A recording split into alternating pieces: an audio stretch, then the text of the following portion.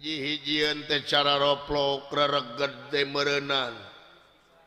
di yaumil akhir teh moal loba teuing pertanyaan meureun keur eyang timalan yang atuh salajengna ieu teh aya pikersaeun naon purwas salira kersan nimalan bujeng hingga kapunut marganing tanaga emutan larapati kasangakeun eyang ge lanan nya sewe da sore kene kapayun calikna eta teh saha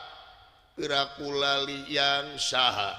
pun anak ieu teh Gatot Kaca putrana Kakang Bima ai eta teh si jago si jalu Gatot Kaca kapayun kasep lingihna kapayun nger tapi no damel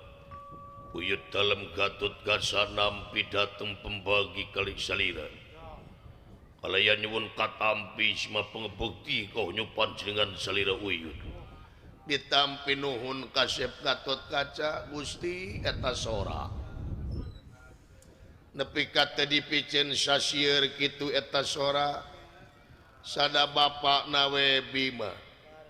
abongkeuna ku paribasa teng maruteng bebenyit anak cengceleng uyah mah tara teh es kaluhur sada bapakna kumaha tuang rama di munggul pawenang sehat aya hibar tuang ibu aya hibar bagus saurna kosalira nuhun kasep Gatot Kaca jatri bulan sepuh sing horeng nuka tempo nuka denge nuka rasa naon wae anu kaalaman lamun teu jadi ilmu rugi saperti anu kaalaman kukula ayeuna asa cikeneh kaula teh hirup di dunya teh kanca asa cikeneh kaula teh baheula keur leutik ngadulang layangan ngadu kaleci bui-buian kucing sumput jeung babaturan teka rasa geuning kaula teh ayeuna geus boga buyut ciri kaula teh geus kolot geus bolongkotan geus cueut ka hareup asa sakolepat hirup di alam dunya teh da memang kitu kanyataanana awahing ku betah awahing ku genah kanikmatan pangeran anu tumiba ka kaula nuhun kasep Gatot Kaca jadi panggeuing jadi pangeling keur eyang keur uyut nyaeta kana kasadaran diri romantika kahirupan di dunya nu matak ieu Arjuna Gatot Kaca urang tembrakeun dua leungeun kenca jeung katuhu urang merdih kana asihna Gusti munajat kana kersana nu kawasa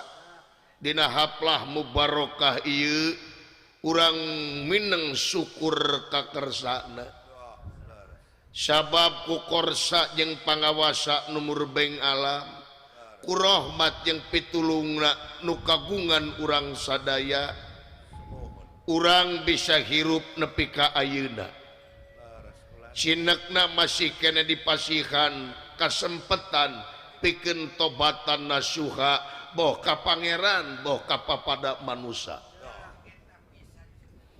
ieu salah sahiji kanikmatan anu luar biasa keur urang sadayana sababna cing inget ari manusia teh beda jeung sato anjing buduk di jarian paehna ngan ukur bilatungan tapi urang mah manusia jabat di bilatungan teh bakal pangih jeung balitungan anu perlu dipertanggungjawabkeun di yaumil akhir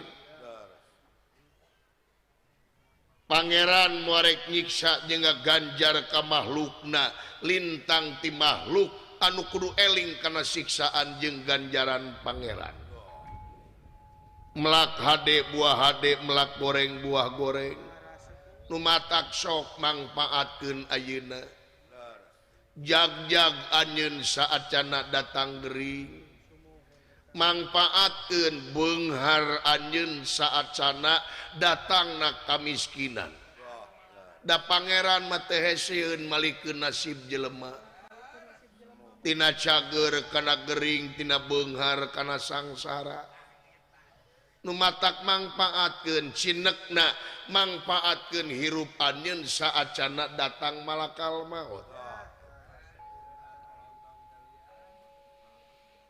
kudu aya guna tur mangpaatna demi kapentingan anu lain geura pikir-pikir ku hidup bisi aya basa hidup anu nyinggung perasaan batur bisi aya basa anjeun anu ngaraheutan hate batur sabab cing inget doana jelema anu didolimi teh mati kaayaanana nu matak teh ayeuna geura pikir-pikir deui mengpeung urang masih kena diberi kesempatan hirup di dunia timalan eyang sok atuh hidup ayeuna jadi pamimpin di negara Amarta jadi ais pangampih di Madukara jadi adipati Gatot Kaca jadi lurah tamtama di negara Amarta mangpaatkeun syukurkeun ku anjeun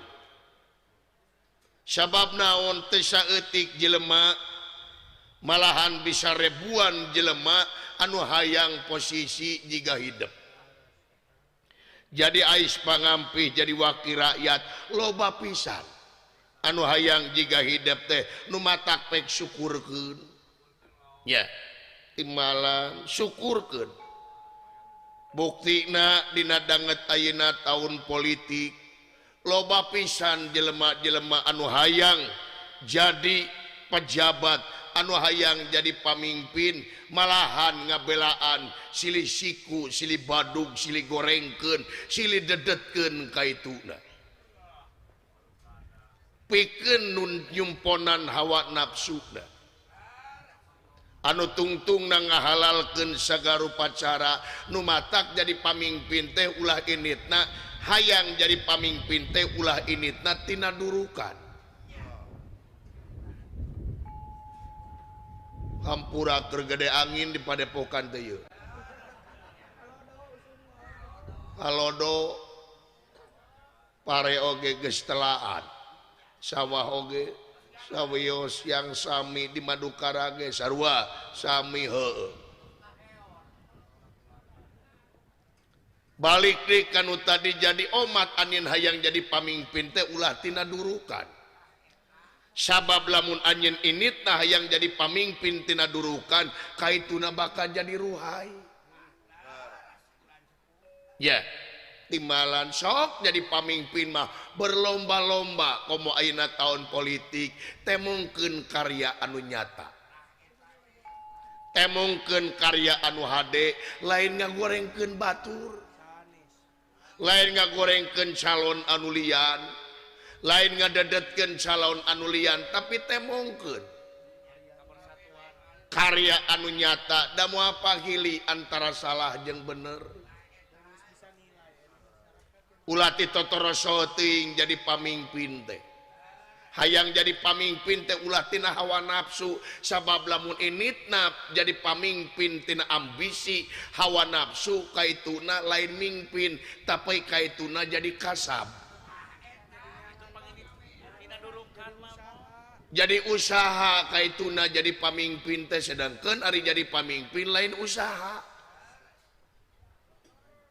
hayang beunghar mah geus neangan jadi pengusaha nu ieu jadi pamimpin mah ulah hayang beunghar ngabdi bakti sabab naon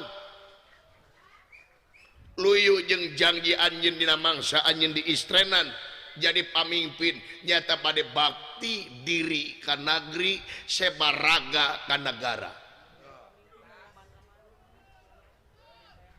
dangukeun kangaranan ngabdi teu nempo naon-naon anu aya ge harta kadang-kadang diborahkeun demi kepentingan negara jeung bangsa.